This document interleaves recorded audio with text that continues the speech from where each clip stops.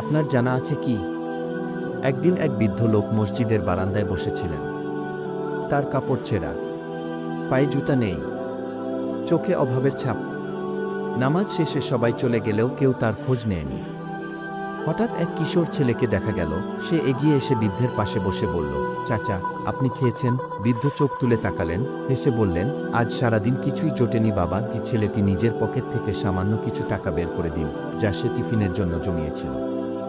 বৃদ্ধ লোকটি অশ্রুভেজা চোখে বলল, তুমি আমার আজকের রিজিক কি? রাসূলুল্লাহ সাল্লাল্লাহু আলাইহি ওয়াসাল্লাম বলেছেন, তুমি যদি একটি খেজুরও দান করো, আল্লাহ তা কবুল করেন যদি তা হালাল হয়। সহিহ বুখারী। শিক্ষা। এই গল্প আমাদের শেখায়, দান ও সহানুভূতির জন্য বড় সম্পদের প্রয়োজন নেই। ছোট একটি সাহায্য যদি নিঃস্বার্থভাবে করা হয়, তা আল্লাহর কাছে মহামূল্যবান।